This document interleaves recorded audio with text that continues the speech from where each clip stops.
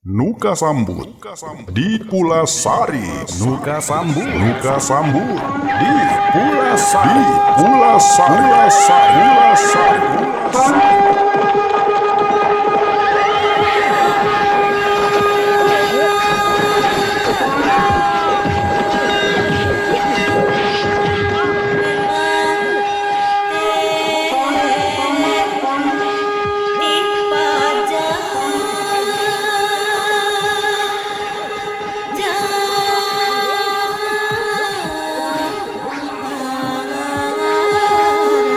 Nuka Sambut di Pulasari.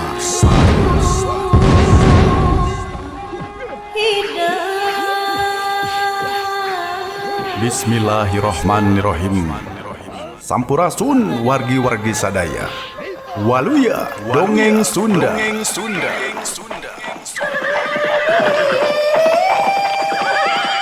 Channel YouTube Gilang Kasnadi Channel Sejamedar Carita Dongeng Sunda. Iya sana Aan Merdeka Permana. Dina judul Nuka Sambut di Pulasari.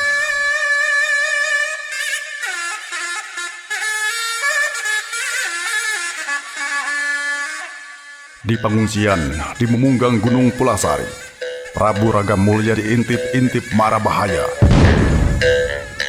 Pasukan Banten tetap miharep, Pajajaran ulah tapika disesakeun. Jang nyalametkeun kaayaan. Sesa-sesa Pakuan Pajajaran kudu dibagi dua. Sabagian mertahankeun puseur daeuh Pakuan, sabagian deui ngajaga kasalamatan raja.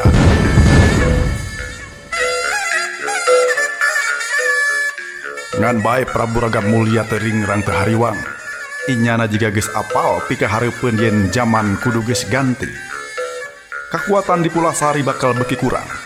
Sanggeus Prabu Ragamulya milih nugaskeun Patih Jaya Perkosa pikeun ngirimkeun Makuta Binokasi Sang Hyang Pake ka Prabu Gesan Ulun di Sumedang Larang. Kasugri pemirsa, tong hilap subscribe, like, share, sareng diantos komentarna di kolom komentar. Tong hilap aktifkeun tanda loncengna supados teu kakantun carios anu salajengna. Wilujeng ngadangukeun Waluya Dongeng Sunda. Siliwangi nu ginanjar malah mulya tersakum.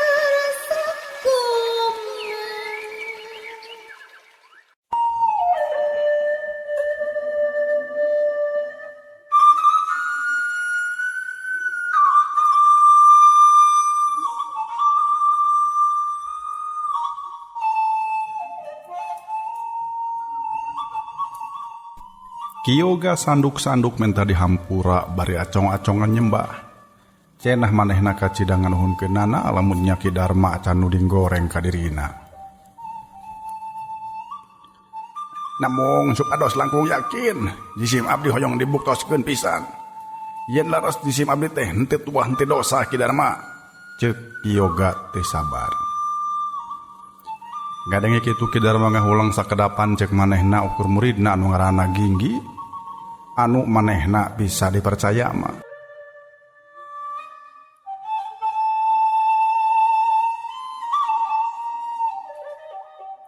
Tapi nah ka mana nyari Ki Ginggi? Sabab kudu nama eta bebenjit teh geus tepi ka dieu. Heueuh lamun mah tujuanna deuk neangan sia yoga. Ceuk Ki Darma ngahulang mikiranan ka mana luntana Ki Ginggi. Ngahulang mikiranan muridna teh kusabab Arya Purbaya nyebutkeun yen dirina diutus indit ti heula neangan pasukan nu dipimpin ku Kiyoga. Cenah Ki Ginggi jeung Ki Salya bakal nuturkeun ti tukang. Ngan bae di dagoan sandang-endeng Ki Ginggi teh henteu muncul bae.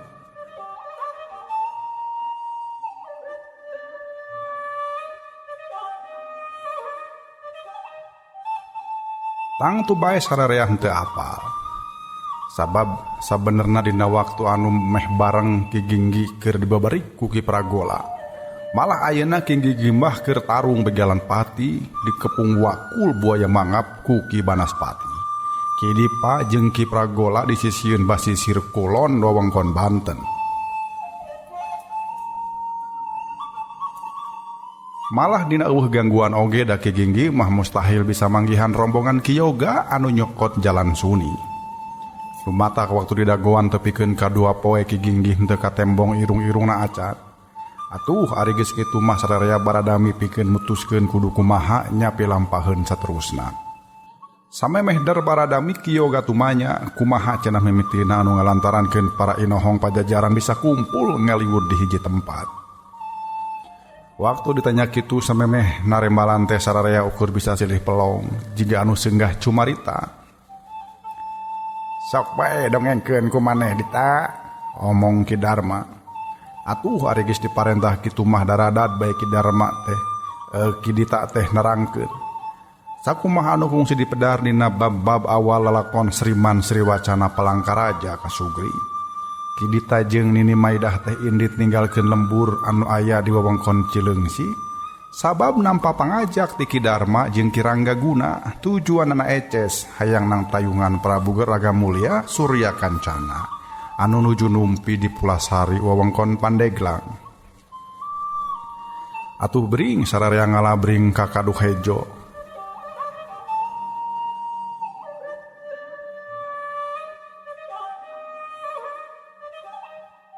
Atuh bring sararea ngalabring ka Kaduhejo menes hiji tempat suni ditutugan Gunung Pulasari.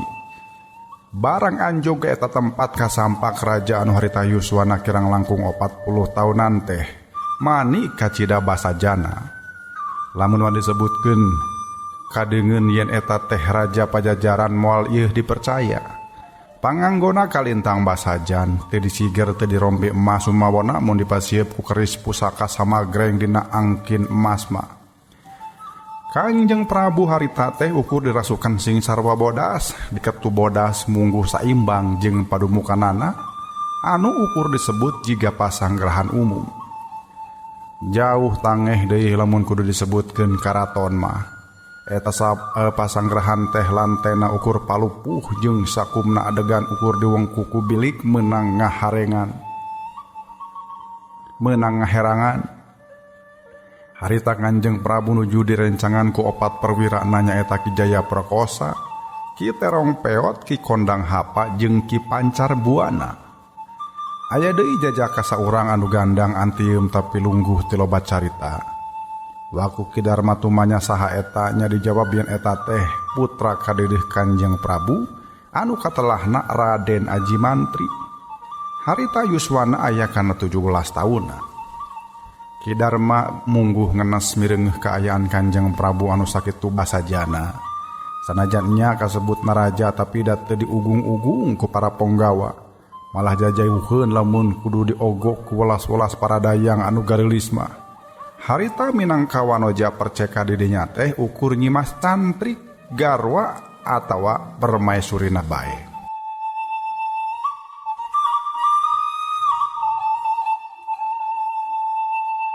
Hate Ki Darma nya puguh mungguh ngarakacak nasib narpati pakuan Pajajaran tepikeun ka kieu.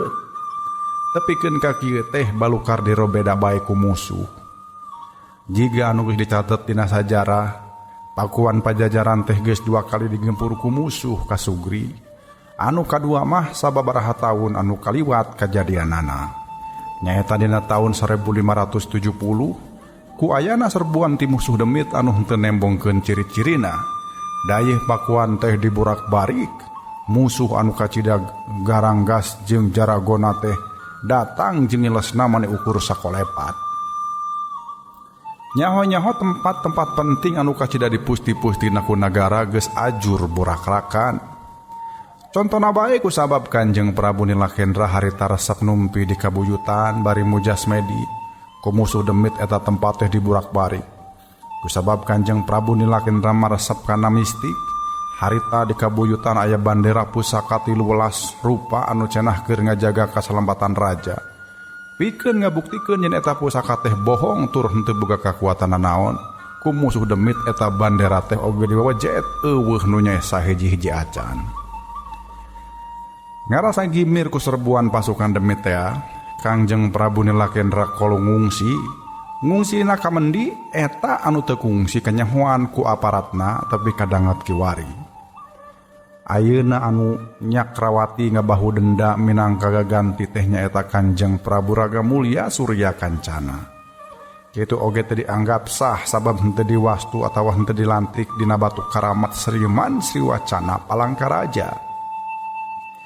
Ki Darma ngarasa ngenes jeung keuheul kulantaran batu teh dijabal ku urang Banten.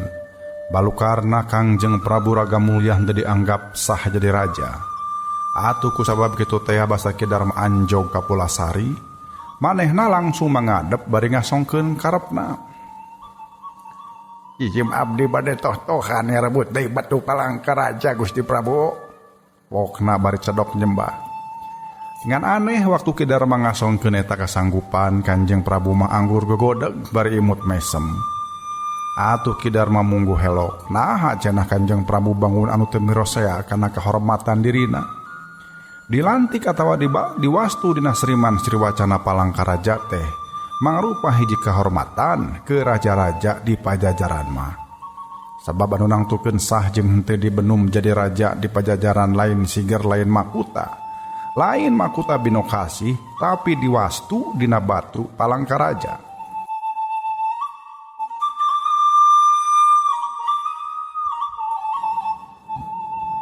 Ki Darma sanajan umurna geus leuwih ti 80 tahun, tetep kudu hormat ka Ki Jaya Perkosa. Sebab lian ti yuswa eta inohong teh hampir 110 tahun, oge kadudukanana harita geus luhur. Ki Jaya Perkosa katut para saderekna teh jadi pembantu utama raja.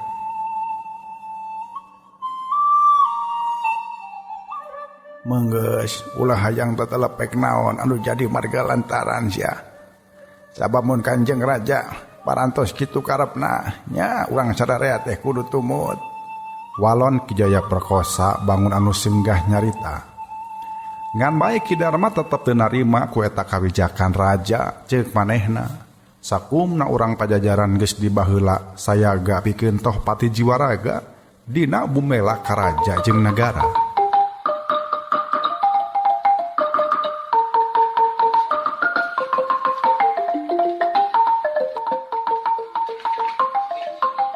Margi kehormatan diri raja sareng nagara teh oge mangrupikeun kahormatan sakumna rakyat Pajajaran.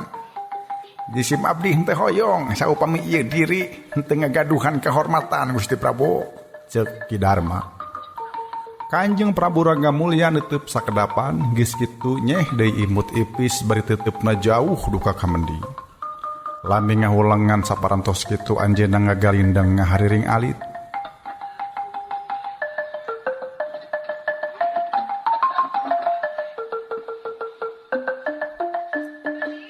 Aya mangsana aya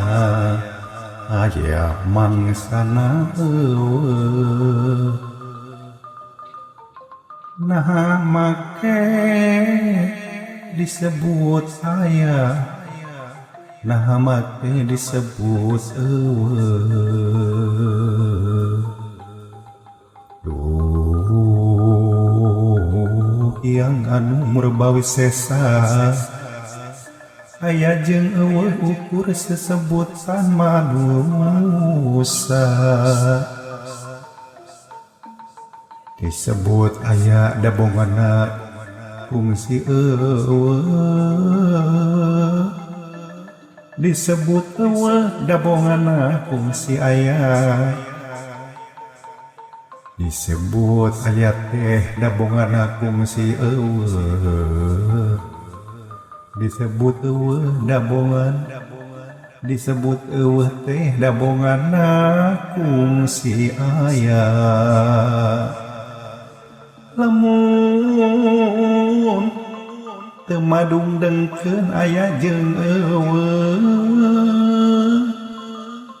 hirup teh moal nanaon.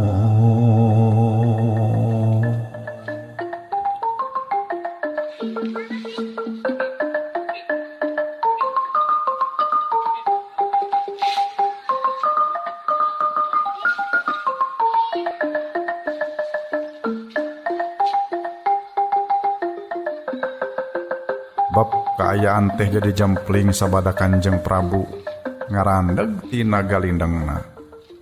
Manuk suit incuing dina dahan waru oge ngadadak eureun di sadana.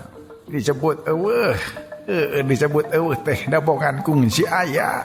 Disebut eueuh dabongan kungsi aya geuningan mah. Ki Darma nuturkeun ngegalindang tapi ukur dicokot kalimah nu etana wungkul. Geus kitu cedok Ki Darma nyembah hormat ka sugeng. Lila kituna teh baca cengkat deui make aya cipanon tinggarenang dina sapasang pipina. Gusti Prabu, jisim abdi mah bade ngeukehan anu etana we. Kumargi pajajaran teh aya atuh upami ulah tapi kajari eueuh. Permios jisim abdi bade angkat ka Surasowan, ceuk Ki Darma. Tur ari geus kitu mah ngan balesat bae maneh teh ninggalkeun eta tempat. Anu jauh-jauh di jugjug pajah rek nang tayungan Raja Pajajaran di pangungsian teh. Bukti namah Ki Darma kalah ka ngabeng beos, rek nyusul-nyusul banda pusaka ka tempat musuh. Ari anu dipangjengkatkeun harita ukur Oloho, Kanjeng Prabu Raga Mulya Surya Kancana mah ukur mesem we. Iwal ti Kijaya Perkosa anu seuri nyeukeuk mah.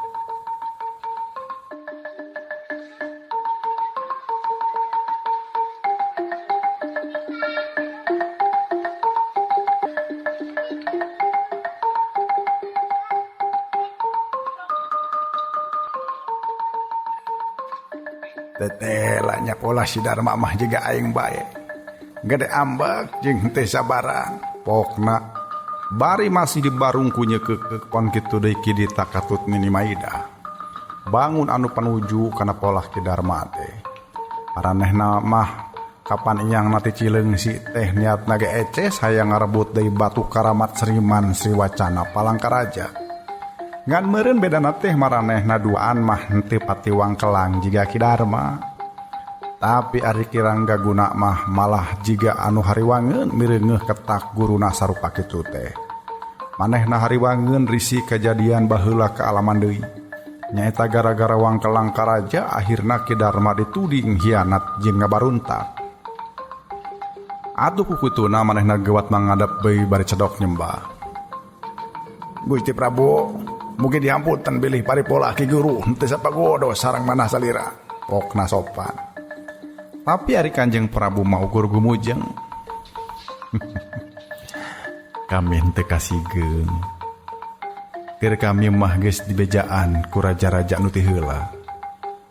Yen kitu pisan cenah pamolah Ki Guru Darma mah. Kami ngarti pisan naon anu aya dina hate manehna. Ngan bae anu dipake hanjakal teh. Manehna mah teu apal kana naon-naon anu nyangkaruk dina hate kami. Padahal lamun inyana apal, meureun bakal ngarti naon pangna kami nyarek patu Sriman Sriwacana direbut deui. Walon Kanjeng Prabu. Basa Kanjeng Prabu cumarios kitu atuh Kirangga Guna banget ku panasaran. Kabireungeuh dina paromana aya panalek anu dikemu. Ngan bae jiga nama Kanjeng Prabu oge surti kana kapanasaran Kirangga Guna.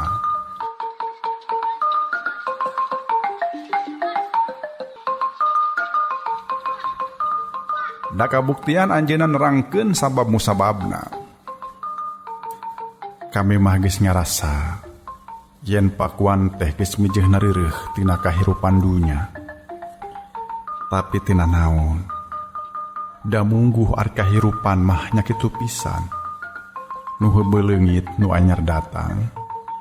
Nu heubeul eureun ngalakonan jeung nu anyar mimiti ngalakonan. Jeung anu leuwih eces deui. Mungguh dina ieu kahirupan eueuh anu langgeng. Sakumaha urang tatarejel hayang mertahankeun hirup. Ari nu murbeng alam parantos nangtoskeun sejen mah. Nya henteu bisa kumaha. Saur Kanjeng Prabu swanten halon tapi mungguh karasa jeung kaharti ku anu ngabandungan. Ngan bae ari Ki Dita mah bangun anu panasaran keneh, buktina manehna cedok nyembah bari tumanya. Namun Gusti Prabu, saumpama salira laras parantos sadar kana eta katangkosan takdir. Nah naon peryogina atuh urang sadaya teh, mangke kedah kukurusuk ngungsi ka dieu sagala rupi. Nah henteu ngantos dawuh bae tidak ieu pakuan. Ceuk Kidita bari acong-acongan nyembah bisi eta panalek teh nyigeng manah Kanjeng Prabu. Bari anggar gumujeng Kanjeng Prabu ngawalon. Ulah salah harti. Kami iyang ka dieu lain rek ngungsi. Lamun maknya ngungsi, nah ngungsina lain ngejauhan musuh. Tapi kalah ka ngadeukeutan musuh.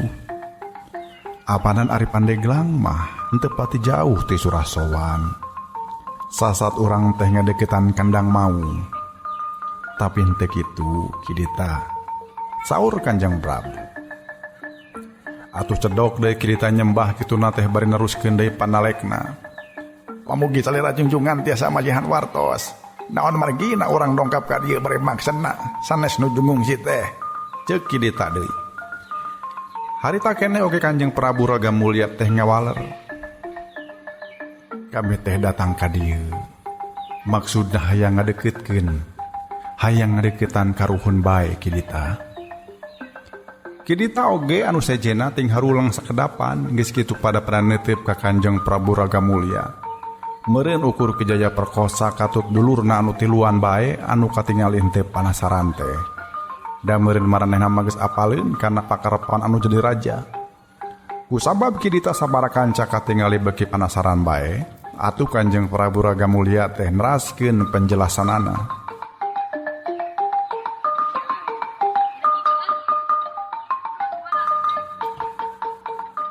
Anjeunna nerangkeun heula riwayat urang Sunda. Saurna jauh samemeh tatar Sunda kadatangan ku anu ngalumbara anu jolna ti peuntas. Seperti ti Muang Thai, Kamboja, Laos jeung Kamboja katut India. Di tatar Sunda teh ribuan tahun kalarung geus aya hirup umbuh manusa. Malah anu pangbadageuna kahirupan manusa Sunda mah nyaeta pernahna ditutugan Gunung Pulasari ieu. Baheula jauh ti baheula atawa lamun dihitung tahun mah nyaeta kira-kira samemeh tahun 130 Masehi. Anu kumawasa di tatar Sunda teh katelahna Aki Tirem atawa jujulukna Sang Aki Luhur Mulya. Lila pisan jeneng jadi pamingpinna teh tepikeun kadina hiji waktu ti daratan India nganjang hiji sinatria anu katelahna Dewa Warman. Kusabab ieu sinatria kasep teh boga jasa geus sanggup ngancurkeun pasukan Bajo anu ngagalaksak di tatar Sunda. Dewa Warman ditikahkeun ka putrina Aki Tirem anu katelahna Nyi Mas Pohaci Larasati. Dina taun 130 Masehi Aki Tirem wafat. Geus kitu pamarentahan di eta wewengkon teh diserenkeun ka minantuna nyaeta Dewa Warman. Sanggeus papasrahan teu kungsi lila ti eta Dewa Warman ngadegkeun nagara anyar nu katelahna Karajaan Salakanagara. Ieu karajaan teh bangbelas umurna tepikeun ka taun 362 Masehi kasugri. Samemeh akhirna kuminantu Prabu Dewa Warman dalapan diganti ngaranna jadi Karajaan Tarumanagara. Saur kayakinan Kanjeng Prabu Raga Mulya Surya Kancana, urut puseur Karajaan Salakanagara teh kira-kira pernahna aya di tutugan Gunung Pulasari ieu.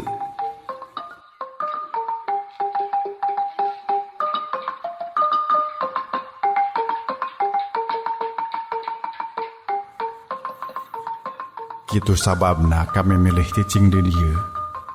Sababnya ieu pisan lembur bali geusan ngajadi karuhun urang Sunda teh. Lamun ceuk babasan mah kami teh kebo mulih pakandangan nya muncang labuh kapuhu. Jadi ulah dihartikeun yen ieu kami tumrojogan ieu teh niatna dek ngungsi ngajauhan mamala. Saur Kanjeng Prabu Raga Mulya daria pisan. Ngabandungan penjelasan Kanjeng Prabu kitu mah luk sararea tarungkul geus kitu cedok nyarerembah hormat. Pamugi calira kersa ngapunten di sim abdi anu bodona katotoloyo. Ceuk Kidita daria. Kanjeng Prabu Raga Mulya masihan isarah minangka tanda mafhum ka eta omongan. Ngan saterasna anjeunna ngumaha ngeunaan talajak Kidarma bisi katalanjoan ngewak ngawik di lembur deungeun.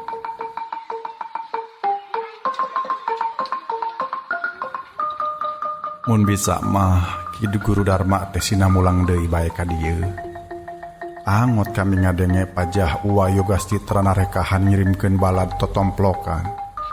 Dahaya ngajabal deui batu Palangkaraja. Montong kitu. Mun bisa mah gewat halangan. Saur Kanjeng Prabu deui semeu teu suka.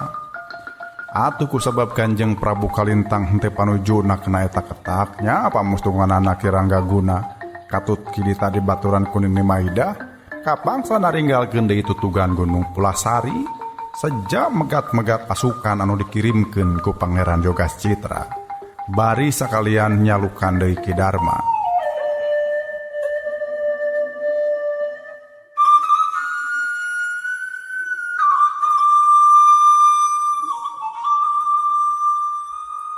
Kitu sababna aing ayeuna di dieu jeung ieu jalma tiluan. Ceuk Ki Darma nerangkeun lalampahanana tepikeun ka jonghok di dieu. Nulungan Ki Yoga anu keur dikepung-kepung ku pasukan musuh. Ngabandungan naon anu cikeneh dipedar ku Ki Darma katut Kiranggaguna jeung Gedita. Ki Yoga mah gawena teh ukur ngahulang we bangun anu jara rawuh paninengan. Meureun ku saria oge kacida kahartieun pisan. Naon pangna Ki Yoga kitu peta. Cenah pasti manehna teh ngarasa handeuleun dumeh nu jadi raja di Pulasari kalah kaboga pamadegan sarupa kitu. Padahal indit jauh-jauh tidayeuh pakuan ka wewengkon Banten bari hese beleke jeung Tohpati Jiwaraga. Maksudna mah taya lian iwal ti hayang narekahan mulangkeun deui ka agul urang Pajajaran. Ari ayeuna nu jadi jungjunganana kalah ka kitu peta.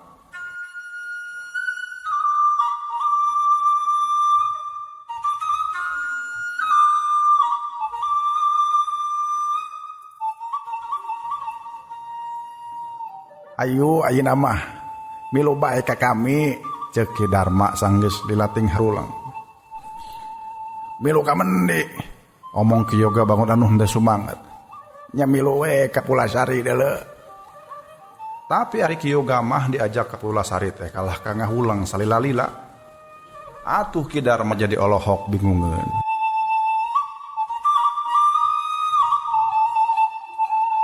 Nah, hasia make ngahulang heula Yoga ceuk Ki Darma kerung. Sanggeus lila ngahulang Ki Yoga ka karanembalan yen cenah manehna mah moal rek milu ka Pulasari. Atuh mireungeuh kitu Ki Darma mungguh oloho.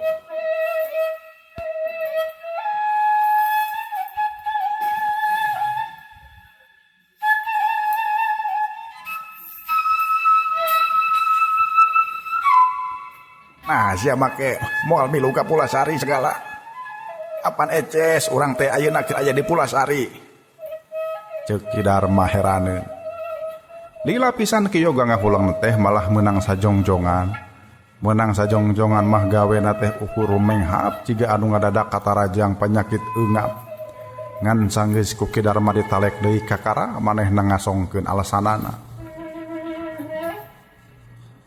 Kami teh puluh-puluh tahun babakti ka nagara malah bisa disebutkeun umur teh sasat beak dipake babakti tiba heula tara bahaka nagara pon kitu deui tekung si beungeut yang hareup ati mungkil kanu jadi raja ngan dina danget ieu sakali ieu mah kami deuk wangkelang kana gahoyong raja kikituan teh dabongan ajak kawijakan raja ti sapagodos jeung dalembutan kami ceuk Ki Yoga netep seukeut ka Ki Darma.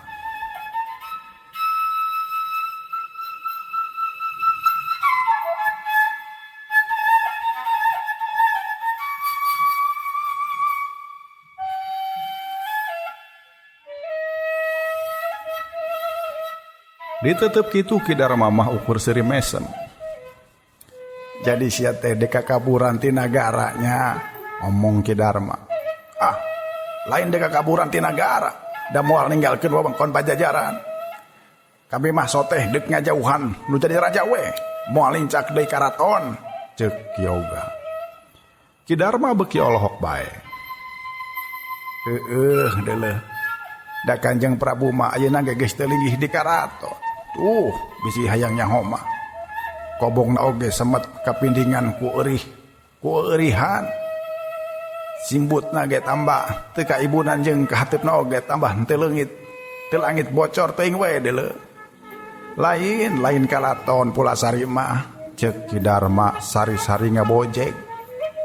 Tapi dari diomongan mah teu hayangeun seuri saeutik-eutik acan. Anu diomongan mah teu hayangeun seuri saeutik-eutik acan. Gawena teh ngahulang we jiga anu jala rauh paninengan.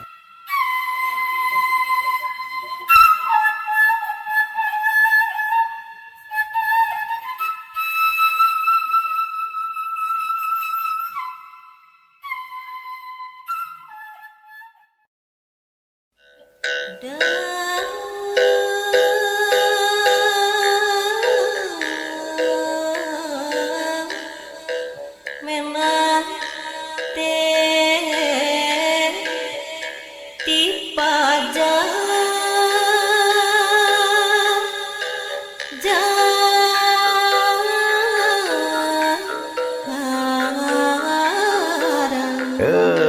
Waktosna seep kasuge pamirsa. Urang cekapkeun dugi kadieu heulanya, urang teunden dihandeuleun gesan sampeureun, urang tunda dihanjuang siang gesan alaeun, poe esuk urang sampeur deui. Mudah-mudahan Allah Subhanahu wa taala maparinan kesehatan tur maparinan yuswa anu panjang ka urang sadaya supados tiasa sasarengan medar tur ngabandungan ieu dongeng. Hatur nuhun. Mangga wilujeng kantun permios.